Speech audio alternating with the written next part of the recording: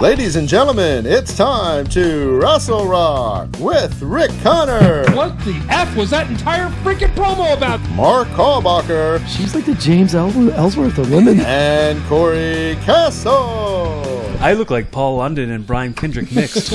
Hey guys, what's going on? Welcome to another episode of Wrestle Rock. Thank you guys very much for playing along. I don't have my soundboard anymore, so nobody can hear these musics but me, but We can I think hear everybody it, knows just we a can wave. kind of hear it. Rick, Can you hear it a little bit? Yeah. Rick, you need a very expensive trip to Best Buy. I know. I had one to get this insane mic that's, still not nearly as good as the mic I used to have. I'm jealous of that mic. If you know how to play with it, man, that's a good mic. I'm fiddling with it, yeah. I'm fiddling Gotta and get those Yeti diddling. grooves. Gotta get those. Yeah. These things work awesome. This thing has weight to it. I could crush a zombie head with this. It's magnets in them. This is an apocalyptic weapon. Well, today, for those watching the video, have already seen, but we have a very special guest here. Please welcome everybody to the show, Hannah Harkness. Thank you guys very much for joining us. Yeah, Hey, absolutely. how you doing? What's up, I'm man? doing good. I'm doing good. Excited to be here, albeit abruptly. Yeah, that kind of came out of nowhere. It was about an hour and a half totally ago. cool. Yeah, it was about. I think it was considerably less actually, but don't worry about it. I'm still happy to be. I was just that's what I just texted Corey. Is I'm sitting here paralyzed by indecision right now. I'm just high, and I think I have an hour until the next thing, and I'm like, yeah, podcast, fun, great, let's do this. No more wall staring. Sounds good. Sounds pretty awesome.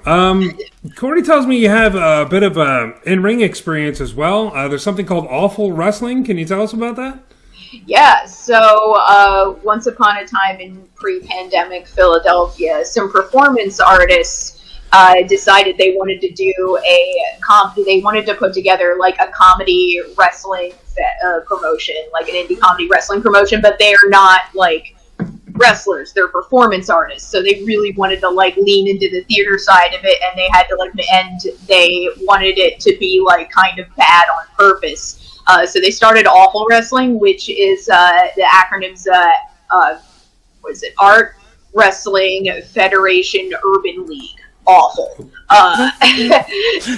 It's fucking wild. Yeah, so they get this thing going, and it was like, it started as like mostly performance artists that were able to just like kind of figure out how to do wrestling moves but it's supposed to be bad on purpose anyway.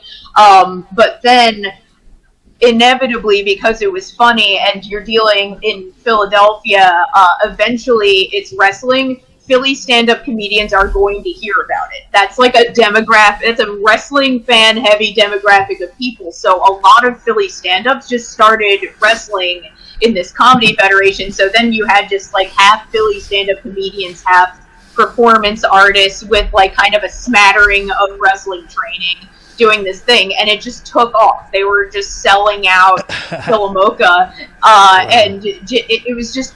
It's mind-blowing as somebody that goes to other indie wrestling promotions, because it's just like they didn't even have to like try, and suddenly they filled the room with non-wrestling fans because it was being marketed as performance art comedy. And then eventually, I think Ophidian and Still Life did a match at an Awful Wrestling show at one point, or now Eat It Surreal.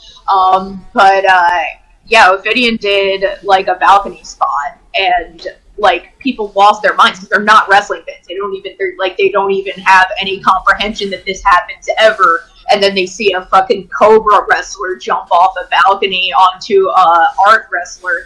That's like, like they just kept showing up for that, and we all just kind of kept getting to get like free control. But I wasn't originally in Awful. Like they'd had a couple shows, and they had actually been talking to me about, because they knew I had a martial arts background and I was a wrestling fan. So I was like, I'm kind of adjusting to moving to New York right now, but like eventually I'll be back. And then finally I was like, all right, I've had so my wrestling character is Junkyard Cat, ring name rather. But I ages ago, before I was even thinking about wrestling at all, just as a passing thought, when I saw the Always Sunny episode where they get the indestructible cat They're just like going to the junkyard to try to get the junkyard dog, and they're just like, no, but we have this cat that was like born in a pool of gasoline. Like when I saw that, I remember just having the fleeting thought, like, that would be a really funny wrestling character, just like an indestructible feral cat that just does a bunch of spots with like trash cans and just like getting lit on fire and shit, and nothing happens, and like possibly like eating drugs off the ground and shit. So I developed. If it's performance art, you can get away with all those. You can gimmicks. get away with. You can put all those gimmicks in there. Yeah, because it is not because that promotion is so weird, and it's not feeded by a wrestling school. It has no connection to the wrestling scene at all whatsoever. They just want you to show up with some strange shit. I just walked in, I'm like, alright, I'm just gonna pitch you something completely batshit crazy. I'm doing an Ultimate Warrior ripoff, but it's an indestructible feral cat. I have a mask. This whole thing is gonna be a story about gentrification and how I'm guarding my junkyard. Like, I'm just like, you know what? Nobody else is ever going to give me the chance to do this unhinged bullshit. So please let me use your ring. And it's completely fucking, and it's not just me. Like Awful Wrestling, also Ryan Shader's a Philly stand-up. He was on my podcast. He told the whole. Yeah. He told everything about on the episode of my podcast with Shayna. Yeah. He just talked about the whole thing. So yeah, if you want to hear the most miserable conversation I've ever had on my podcast, check out the episode with Ryan Shaner. That's Ryan. That's definitely Ryan. Yeah, no, he definitely has. I worked in the industry. I've done stand-up with him for a long time. He has this face for sure. Yeah, I worked in the industry with him. He's a great guy. In the industry. Yeah. He's a bar guy. Basically, like, so when I'm in New York, like, just trying to figure out, like, okay, I'm gonna go do this. I had hired a friend of a friend to install a heavy bag in my house at one point, and found out that he was a pro wrestler, and he also had a cat gimmick. It's just like the weirdest, like overly specific synchronicity ever. But I was like, hey, if you could like train me in some stuff, because I'm supposed to do this thing, and like I could bullshit it because like I'm a black belt Taekwondo, like I'm not like completely out of the loop on combat stuff, but I'm also not a fucking wrestler. So there's a place up in the Bronx that lets you use the ring if you sign a Doom waiver. It's like $10, but you have to sign like a Doom waiver, and the ring. Zemis? No, it's BWF, Bronx Wrestling Federation. No, but I mean, is the wrestler that you met, is it Black Zemis? No, Zach Bruno. He reffed as Zack Snow. He still does ref as Zack Snow sometimes. I don't know. Okay. Well, I know Black Zemis has like a cat. He's like a cat gimmick, and he works out at that gym. Alley Cat no longer. It was weird because people keep trying to feud me, or they were trying to feud me with Alley Cat all the time, even though I'm not really a real wrestler. I've had 3 matches, 2 with Awful and 1 in Brooklyn Battle Comedy, the bullshit I'm doing up here with Junkyard Cat. But like Alley Cat's like a real wrestler, and people kept trying to feud me against her on Twitter, and I'm like, please stop! No, this is so fucking embarrassing. Don't at me, bro. Yeah, don't at me. Rebecca, just don't at me and the fucking actual cat wrestler, and not the fucking bullshit comedian 33-year-old just having a nervous breakdown. Like, please don't do that. But she actually just turned heel this weekend, and she's a shooter and wiped off the whiskers and shit. She's Alley Catch now, so now this is no longer a full-blown irrational anxiety in my head. Sellout. What a sellout. What? Why, Alley Catch? No, she sliced War Horse's head though. It was awesome. Like it was a really good turn. I was just playing along. I know.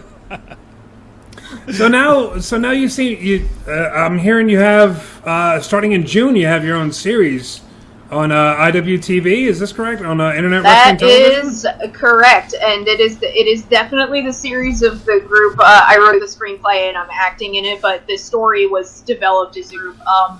The Brooklyn Battle Comedy started up here with me and some other comedians that also started training with me when I started going up to the Bronx. And like they had a stand-up show already, and then some random person who came to the show was like, yo, I'll come back if you guys do a death match in the basement. And they were like, okay, we don't give a shit. It's just some like place, it's like a gay bar in Prospect Park. and they did it. They actually did like a fucking death match in the basement. That person though didn't show up, which is really fucking funny. But like they did the whole death match in the basement, and then they just started running a no-ring show in the basement of this stand-up show. And we were, and that was the other time that I wrestled as Junkyard Cat outside Awful, was on a Brooklyn Battle comedy show. But then the pandemic hit, even though we had all these live shows planned coming up. I was actually supposed to wrestle Pinky Sanchez on like 3 days notice, and I was freaking out, and then the pandemic canceled the show. It's just like weird, like fucking weird shit. But Thanks, pandemic. But anyway, then we just started playing D&D against each other because it was lockdown and we were all going crazy. And then just based on riffing off each other and shit, Vanel, the main producer guy, he was like, we should just write and produce a movie, fuck it. And just do it based on like some of the shit we've been riffing about. And Vanel said that he wanted it to be a mockumentary about making the greatest pandemic cinematic wrestling match of all time. Or at least in the last 6 months. So of it all turned 6 months time. in the whole 6 months. So we just did a bunch of shit in a shared Google Drive document, brainstorming, and then I kicked it until a screenplay came out. And then we shot it mostly in one bar in Queens, and then we guerrilla shot the cinematic wrestling match. Is like the chicken fight. It takes place in in Family Guy, like it takes place in entirely too many places in New York. I thought you were talking about up on people's shoulders. No, not like that. No. But no, that's what I was about. That's why I had to clarify. I was like, it's like the chicken fight in Family Guy, not like the chicken fight in like that. That's not wrestling. But we should start a chicken. Brooklyn Battle Comedy is planning to do a bunch of like incredibly stupid shit, just kind of in the spirit of awful wrestling. So let's gimmick it up. Chicken fight matches. Yeah, chicken fight matches. Like kind of like the they Nigerian can join the arm fight. wrestling. Yeah, like the arm wrestling fed that they have. Were you at the last Awful show where the arm wrestling fed came up from Baltimore? I've never been to one. I only know about it. You didn't I go. only know about man. it. I know about it through Dorian. Dorian told me about it. And Lemaire, and then... Mm-hmm. Yeah, Lemaire was in it. Lasagna Club was dope. Him and Brandon Gorin had the tag team Lasagna Club. So awesome. I only knew about it through Lemaire and Dorian, and then Shayna told me more about it when he was on the show. So I'm very... I'll send you the video of my second match. The first match? You sent it to me already. Oh, I did? Okay. I've seen it. Jeez. I don't need to see it again. Once is enough. All right. It is that good, huh? Yeah. Yeah, it's such bullshit. My third match is the best one because of the actual real training I had, and also like I had a fucking real wrestler against me and not Rob. I've been in the ring with Pinky Sanchez one time. Mm-hmm. One time, and that was like some like shindy show in Allentown, and it was like nobody saw it, nobody was there. But I'd like to have the opportunity to do that again at some point. I'm gonna see him this weekend. I'm going to Polyam Cult Party 3 in Pittsburgh, the world famous, nationally trending Pittsburgh Trap House show. We're all very proud of Envy Young. It's what's the Envy Young show. Envy Young. Yep. Mm-hmm. Okay. Yeah, I'm familiar. I used to work at Envy in Capitol. Oh, yeah. Cool. Very cool. Well, that's awesome. You were talking about earlier, before we started recording, that you're mostly an AEW fan, not so much WWE.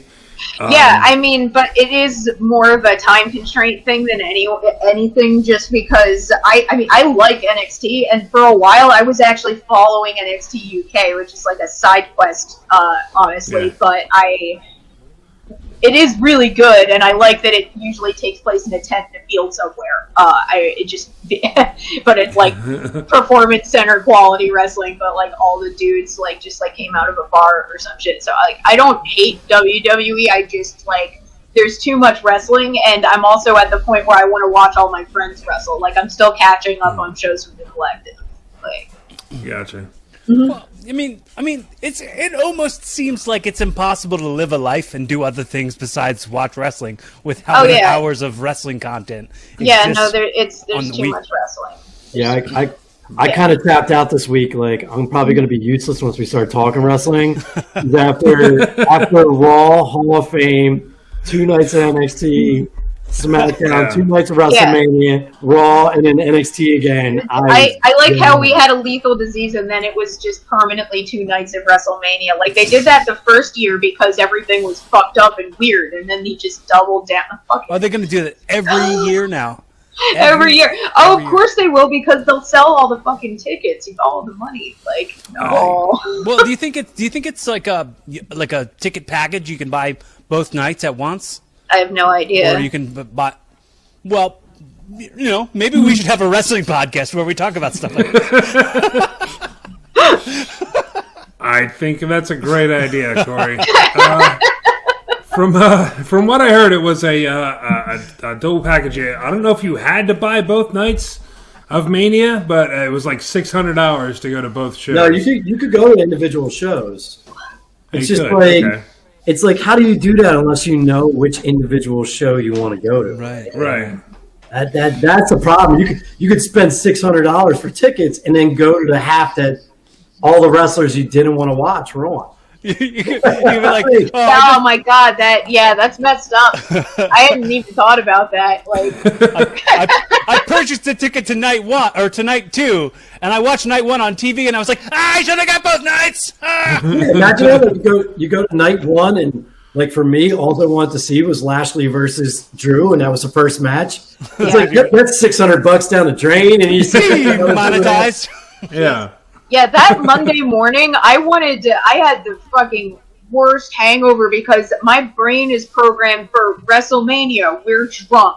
We're very drunk. And then it did it twice. And I just got up, I'm like, I hate this. This hangover's Vince McMahon's fault. It is. Like, you can't expect me to not get drunk during this amount of wrestling. It's just because it's fucking 4 hours. You gotta blame somebody. Sure, you gotta blame somebody. And I surely somebody else besides yourself. Absolutely. Yeah, no, Vince McMahon's a great person to blame for shit, Even if it's like the wrong thing, it's like a mobster getting hit for tax evasion. Who cares? Just fuck. Whatever you can get him for.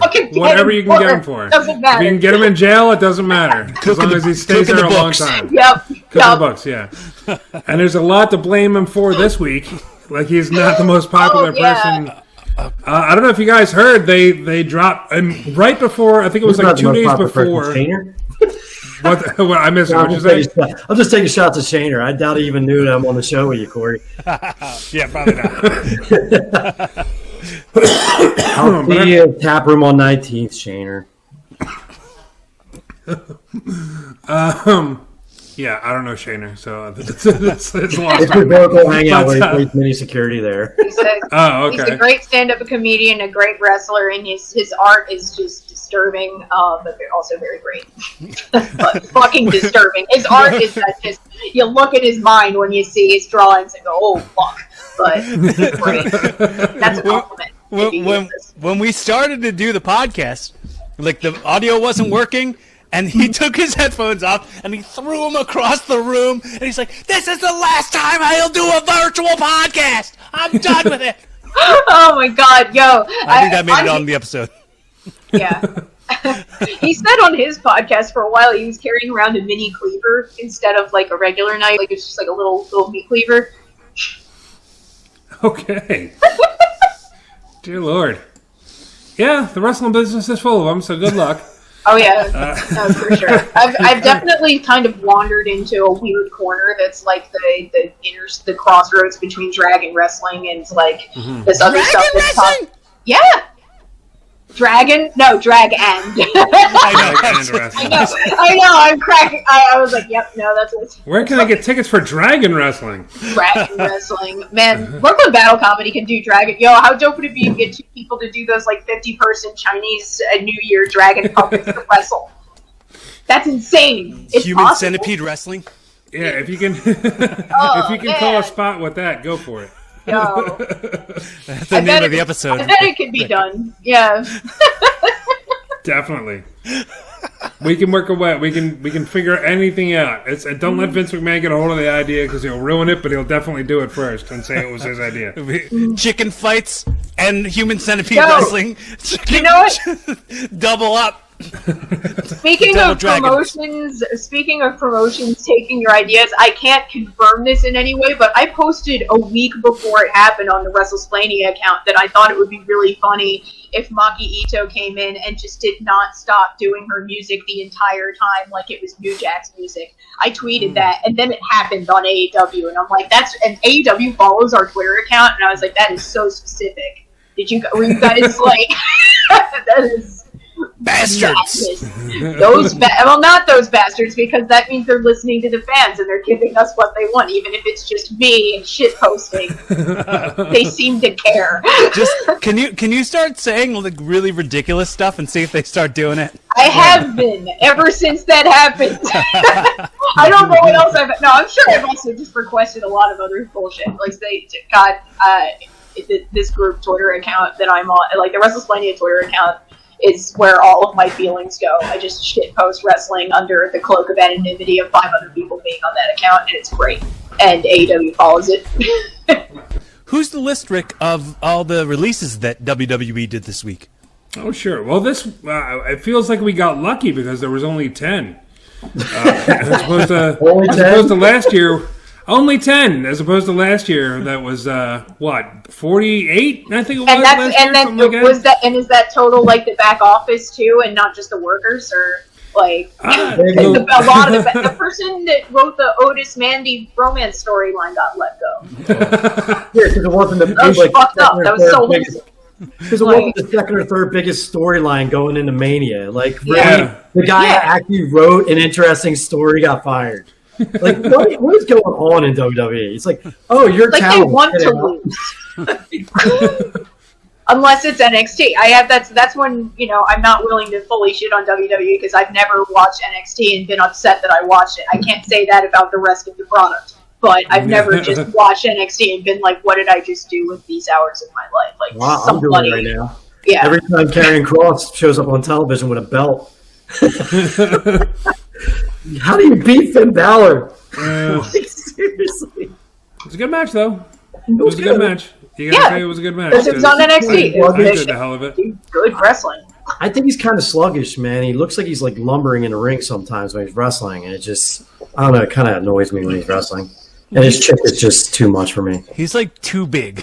It's too big. He doesn't know what to do with his size. It's just a little awkward that he's just like, whoop, I just got this big. I was not this big before. Yeah. It feels like he hit a growth spurt. Right, like exactly. At some point in the recent past, he hit a growth spurt, and he used to wrestle as a cruiserweight, and now he doesn't know what to do. He went to a Zoltar machine.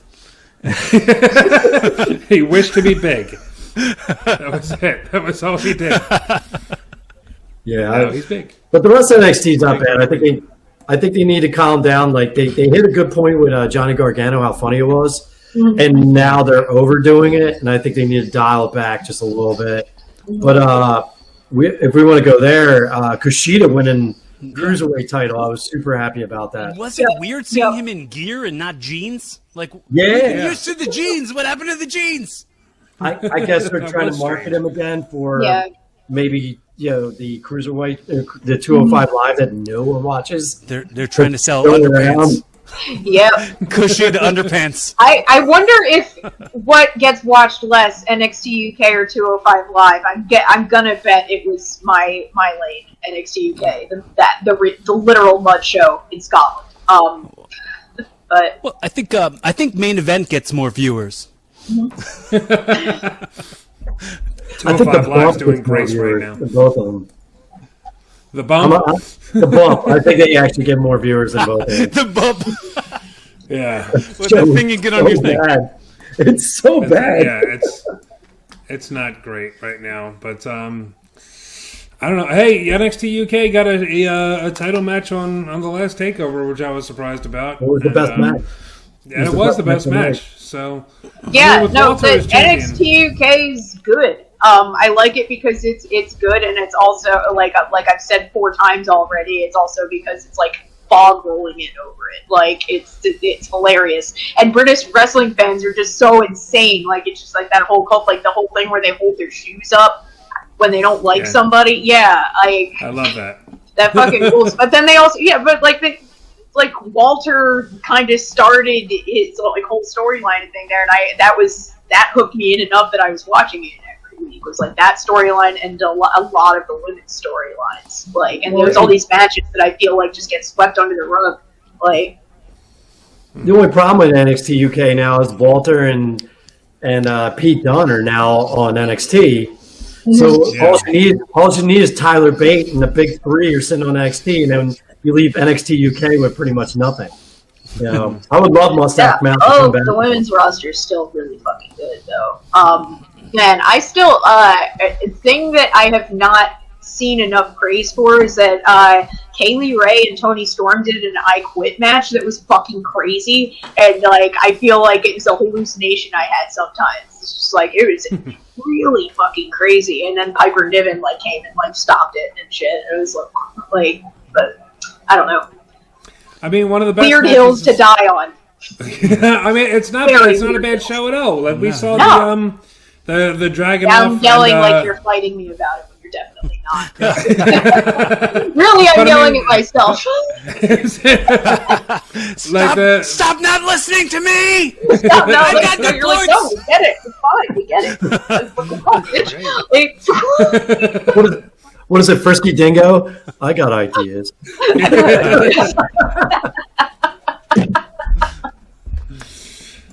Oh my goodness! I'm glad they didn't touch any of NXT with any of the firings that happened. There was a rumor that was supposed to happen, and it didn't. That was really? like then it just like it. I thought it was going to be like yesterday. The rumors that were that it was supposed to be yesterday. So I was in the morning going like, all right, well, no, maybe it was Friday, and I was like, well, let's just wait till end of closing business day and see if that happens. Like in the morning, I was like, it's going to happen tonight at some point, and then it never happened. So, and that turns out to be my biggest problem about the releases, and I know it's been spoken about a lot, but I mean, I immediately thought about it when I saw it too. Is Tucker, Wesley Blake, the Iconics, Bo Dallas. I didn't even know Bo. he was still. I'm not talking Bo, but I'm saying, well, kind of. But they got rid of Kurt Hennig's kid before they got rid of Bo, like last year. They break these tag teams up. Like they broke up Heavy Machinery, and then Tucker goes in limbo. He gets let go. Wesley Blake, his boy gets him in trouble. They put him on the shelf, and then he gets fired. Wesley Blake's pretty talented. That kind of sucked. The Iconics, they broke them up because they wanted to push Peyton Royce. Never pushed her, and then they throw both of them out. And then the other two just got bad, like raw deals. Like Chelsea Green, she got hurt. She came back. Someone threw her sloppily out of the ring, and she broke her wrist. And then she gets thrown out. Yeah, she's very injury prone. It just stinks because I think she would have been a really big name if they gave her a chance. I wish they'd use Jake Atlas more. That bothers me on the regular. He shouldn't be jobbing. I really think he should get a push. I love him. Because he's beige curtains. That's why. There's nothing special about him. He's just some good. Dude. He's good. Yeah. He's really good. But, like, I don't know. I think he's talented, but he's hard for people to connect with. He doesn't have anything special about him. Yeah, that's all it is. He's a really talented guy. But every time he's on the screen, I want to go to sleep. Like, I mean, it's and if it was talent that they were getting let go for, that'd be one thing. But it's it's also kind of red. Yeah, they let go Samoa Joe, so it's obviously yeah. And now they're just claiming it's like, oh, it's budget cuts. We have to cut budgets. Well, they just released that Vince McMahon made $4 million last year alone, and they're announcing like record profits for 2020 after they just released a whole bunch of people. Yeah. R.I.P. Samoa Joe's WWE theme, by the way, because his WWE entrance music slapped. That was a good thing, and now it's gone. I just tweeted about that, and somebody said something, and I responded to a tweet, and I said that his WWE theme sounded like it was from an Arby's commercial. Right, Samoa Joe, we have the meats. His music was always supposed to be an homage to Godzilla. It was always supposed to sound like Godzilla theme music. I didn't know that. His old TNA music sounded like more like the Godzilla theme than the WWE version. But that's what it was supposed to be about. Yeah, it made me think of the Chappelle Show sketch when he was beating up Godzilla. That's music. But whatever happens, out of all of them, Joe's going to land somewhere. He's going to make people a lot of money. And even if he can't wrestle, if he just sits on the mic behind a table somewhere, he's going to kill it. He's going to absolutely kill it. Of course, yeah. He's the only one when they let him go, besides being absolutely shocked. I knew nothing bad is going to happen to Joe. No, he's going to be great. He might even be better. Some people have been better. Not everybody, but I'm just going to miss him on up, down, down. He is the best. Joey Head Rocker is the best. Yeah. And I'm going to miss the trash talk on up, down, down. Him winning Tetris is still one of the funniest things I've ever seen any wrestler do. It was just freaking out. It's like, it's a great day to play Tetris, isn't it? Just Samoa Joe losing his mind playing Tetris. Dude, when he talks about the power game, when he just starts yelling about the power game, I'm like, I love him, man. He's the best trash talker no matter what's going on in the business.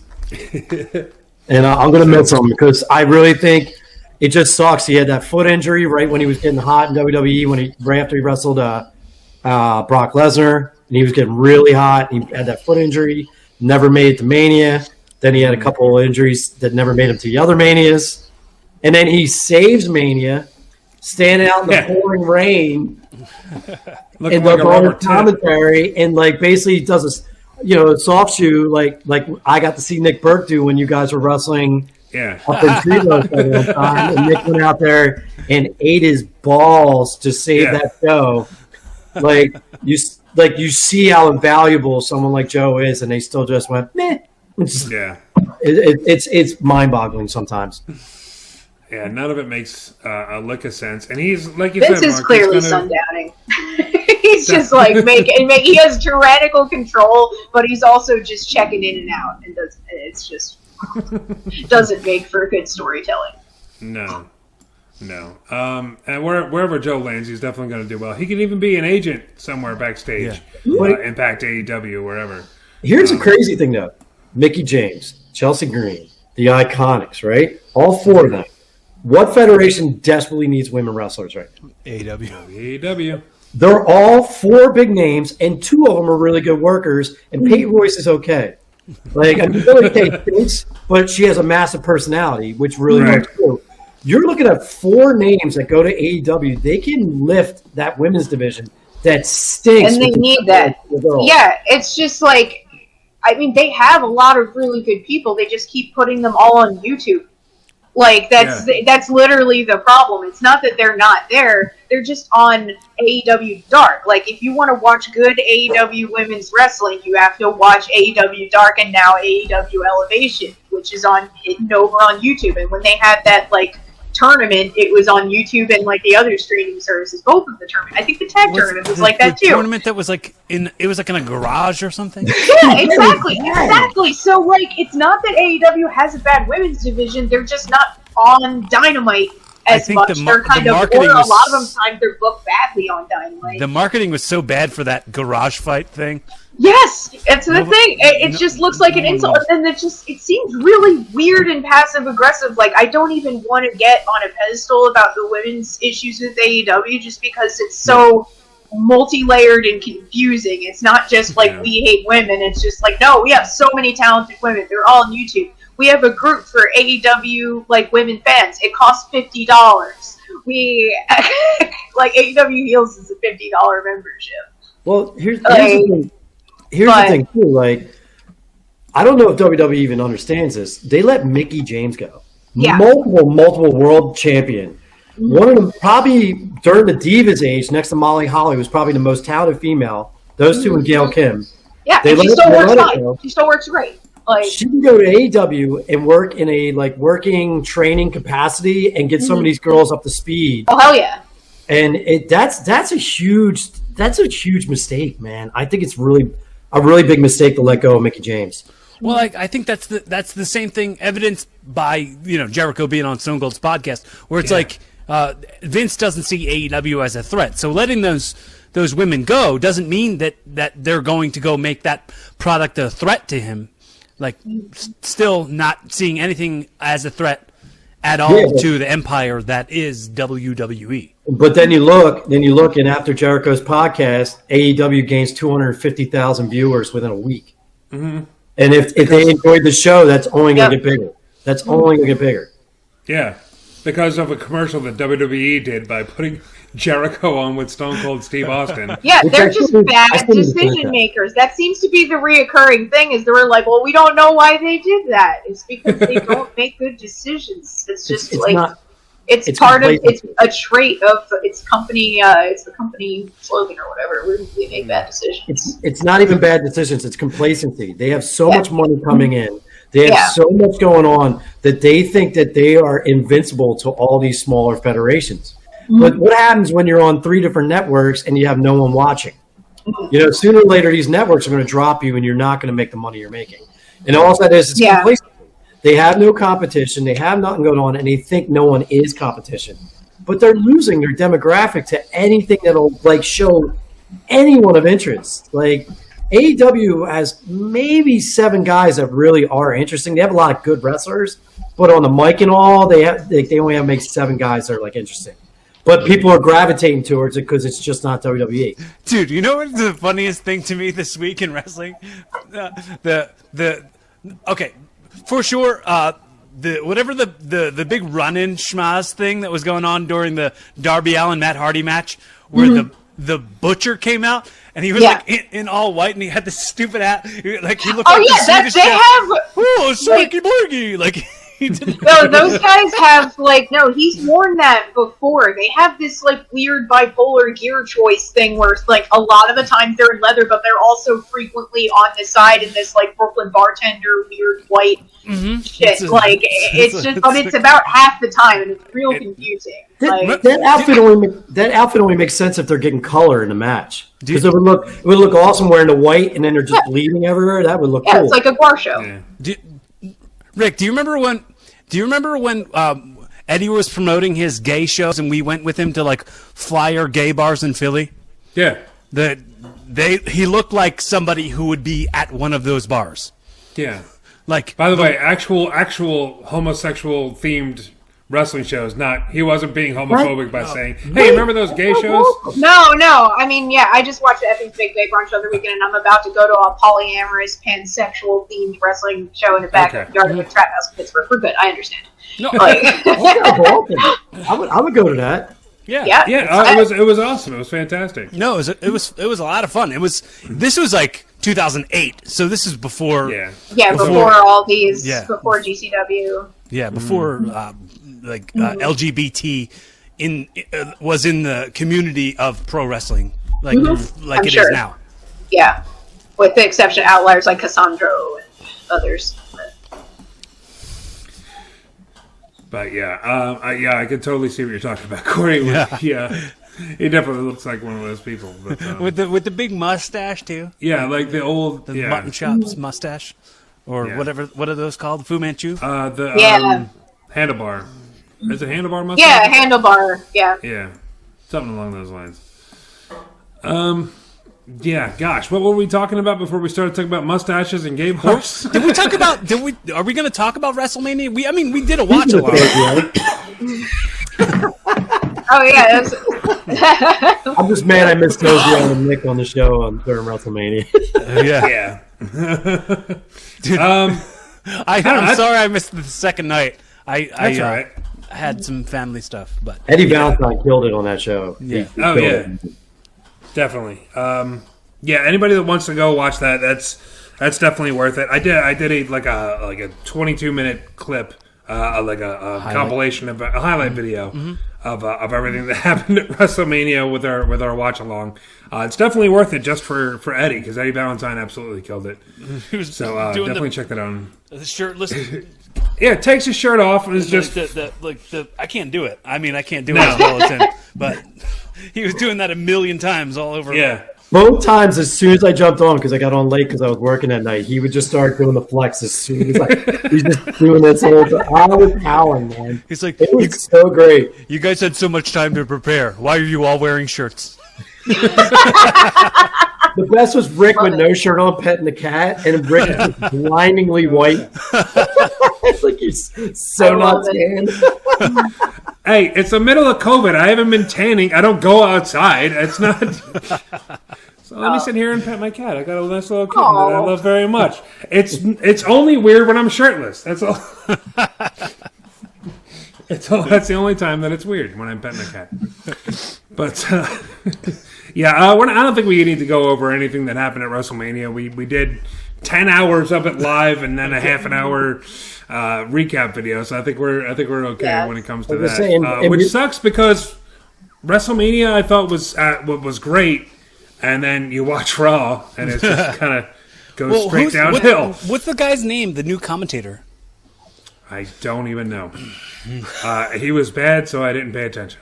It was an ESPN guy. I just don't know who he is because nobody watches ESPN anymore. So yeah, I feel bad as we're like a wrestling news podcast. I'm gonna turn on the lights, but it looks like I'm getting dark here. We should start a wrestling podcast, bro. Yeah, we should. Then I'd have to do research and all kinds of stuff. Yeah, Raw kind of stunk. NXT picked it up a little bit better. We were talking a little bit about. You know what? NXT wasn't that much better. It was. I thought we had the Kushida match and what's his name? Leon Ruff. Wow, is that guy good? He is really good. Him and Swerve had a hell of a match. And besides that, I was bored with the rest of NXT. I don't care about the girls showing up with all their belts. I don't care. I think it kind of takes away from Raquel winning the world, the NXT title. Yeah, it really was like it was kind of robbing her moment. Yeah, it was. Mm-hmm. And I think Raquel out of the three is the best. I really like her. I think she's got the best. Yeah, she's awesome. I'm glad that they let her break off from what she was doing with Dakota Kai. Yeah, that. She's great. They're holding up the belts, and they're like, "We're best friends in real life." We're like, "We were just feuding for months. We just fought each other." That was weird. Yeah, it was like we're like in this kayfabe area where it doesn't matter. Yeah. And I hate stuff like that, man. I don't like breaking kayfabe. I feel like the main primary difference between WWE and AEW is how frequently they break kayfabe. AEW basically doesn't acknowledge, they're self-aware, but WWE, I want to watch wrestling where they seem to believe what they're doing.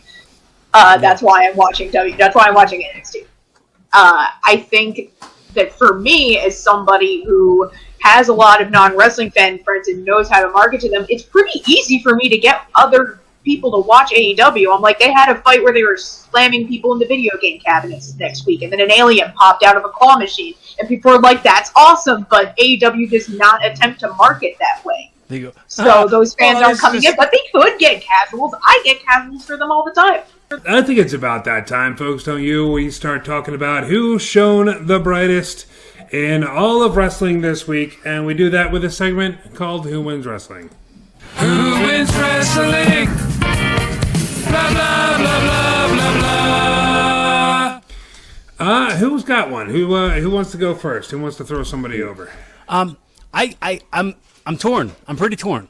Well, I'm gonna say one, and if you guys don't say what the other one is, then I'll say what that one was. All right. But I'm going to say Chris Jericho, honestly, because of him being on Peacock and being on Stone Cold's Broken Skull Sessions, and then having a singles match with Dax Hardwood. Hardwood, is that how they're saying it? Hardwood. Scott Dawkins. He had a match with Scott Dawkins on Dynamite. That was really good. The thing that I just don't like about it was just that there was too many run-ins and schmazzy poop that was in it. I just didn't. I didn't like all the schmazzy poop. But other than that, it was a really good match, and it made me go Jericho's a main eventer, even though that wasn't even the main event of the show. That was the second match on the show, and it stole it. So Chris Jericho wins wrestling for me. Awesome. Mark, how about you, man? I'm going to steal it from you. I'm going Kushida to finally see him win a belt. Nice. Even though he wasn't wearing his jeans and it was creepy seeing him in tights. I thought he had a solid match. Del Fantasma is a hell of a wrestler himself. A couple of those hammerlock suplexes off the top rope and all with some sick moves. It's just I just wish he'd won a takeover because it would have made it make more sense. That He would have had more eyes on it as well. Yeah. But good for Kushida. I don't know if he's going to get relegated to 205 Live. I hope not. I hope he's like Del Fantasma, where he gets to like be profiled on the main show. Or you talking about Santos Escobar? Escobar, yeah. Okay. I keep calling him his old name. Well, that's the name of his like tag Well, his faction. I'm sorry, Del Fantasmo. Hannah, how about you? Do you have somebody for Who Wins Wrestling this week? Yeah. So if we can count this week as happening in a few days, because that is this week, MV Young, because we're about to make a Trap House Pittsburgh show nationally again via Twitch, and I'm pretty excited about it. Break the That's very system. cool. So You MV. can totally do that. Yeah, MV. MV. Callie M King. If I was gonna pick one, I'd have to go with Cesaro because it looks like they're starting to push. Oh yeah, That's a good pick. Yeah, for SmackDown this past week, they might be in continuing face with of the Roman. Rollins. it's about Rollins goddamn time. feud. Yeah. Yeah, I know, but to see Cesaro win the main event is Dope. really, really cool. Got his WrestleMania win. Had a great match with Jey Uso rather, and might be going for the championship sometime pretty soon. Maybe even as soon as Backlash. There might be a triple threat or something with him and Seth Rollins going against Roman Reigns, which would be awesome. So we'll see what happens. It's a good pick. Yeah, I think so. And like Hannah said, it's about damn time because it's been way too freaking long that they've held on to Cesaro. Yeah, At least he didn't get fired. At least he didn't get Yeah, fired. thank God. Made Yeah. through. Woo! There's always Hannah, this week. if what's that? There's always this week. You never know. If they might go a 2-week thing like they did with WrestleMania 2 nights. They might just have they're going to extend Black second Wednesday wave. into next week. He could threaten to try to unionize me. There's a new strain of firings going around. Get your vaccination. Ouch. Yep. Vaccinations. Vaccinations. Yeah. Hannah, if people listening want to get in touch with you, if they want to see more of you, where do they go? Go to Instagram or Twitter at Hark_it's Hannah. BrooklynBattleComedy.com. We're gonna have the trailer and the Indiegogo for the post-production costs going up pretty soon, so we're super excited about that. It's gonna drop on IWTV in June. And I'm also on WrestleSplania. There are 5 people posting that account. And one of them, you never know. I post all the funny shit. So If it's funny, it was if you. it's funny, and not the I other 4 posted people. it. That's the funny thing to say, right? I should be on the stage. Hey, take off. Like, Take away the credit of all the other folks. yeah, yes. No one else is funny. You don't deserve it. No. Corey, what do you got, man? What do you got to plug this week? Oh, real quick, I just wanted to mention the other pick that I had for Who Wins Wrestling was Pat McAfee, because he did such a great job as a commentator now on SmackDown. I think, dude, he's built for this. Yeah. So that was what I was going to say if you guys didn't say it. So just wanted to acknowledge that I thought Pat McAfee did a great job. And Yeah, I meant to bring that up. That's a good pick. also, check out my podcast, Evolving with Corey Castle. No. No, Available, we're not going to available do that. on YouTube, youtube.com/Corey Castle. Follow me on Instagram, Twitter @Corey Castle, and check me out on TikTok. The TikTok. Mark, you have anything to plug this week? I'm not sure. Like, I helped a couple guys start a new show last week, and it didn't go well. They want to redo it again today and start their show. Someone got a little too drunky and was on Adderall at the same time. So, Well, you got to stop helping people. That's the key. Stop helping people. so You find that light that makes you generous in your heart, you just ignore it. Fuck down. I tried to steer the ship. And it went right into a rock. So we'll see how it goes this week. If they even show up, nobody's texted me even telling me if they're coming. Because I think the one guy, once he listened back to his own voice screaming while he was on Adderall and 100 proof Captain Morgan, he was kind of humiliated. So you're not plugging them. You're just telling us the story. This might be a future plug. If it's any good in the future, if I can wrangle these bag of cats, like I'll let you know. These junkyard cats. Yeah. Yep. Full circle. Yeah, full circle all comes back around. Always comes back around. All roads lead to Junkyard Cat. If you like this show, you can find more of them on my YouTube channel. It's tinyurl.com/YouTube Rick Connor. That's CONNOR. You can see every episode we've ever recorded, and you can find all of our audio podcasts on our website, RASSLERock.com. Also, check out our Teespring shop. It's I haven't done this in a while. What is our Teespring shop? Teespring.com/store/wrestle-rock. You can check out all that, everything on there. 100% of all those proceeds go to charity and are all donated to charity. So it's very, very cool. Yes, Corey. And all the links to all that stuff is all on WrestleRock.com.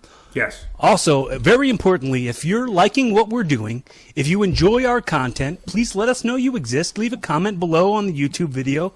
On maybe rate and review on Apple or Spotify, however you want to do it. Let us know you exist. Mm-hmm. And you can always reach out to us on Twitter, Facebook, and Instagram at @Wrestle_Rock.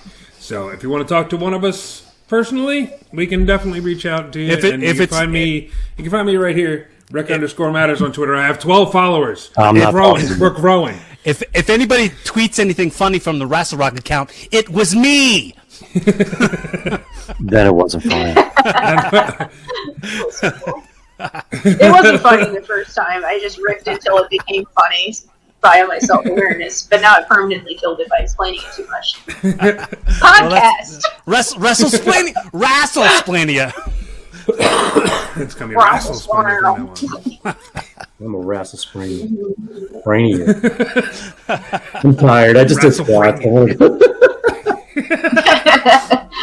Leg day's a bitch.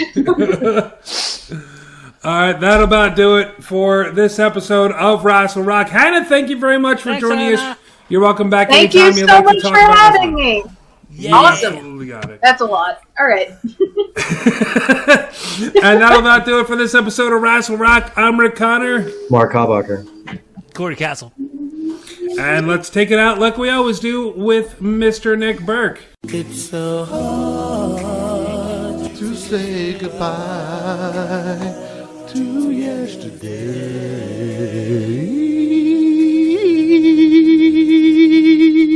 Join us again for another episode of Wrestle Rock.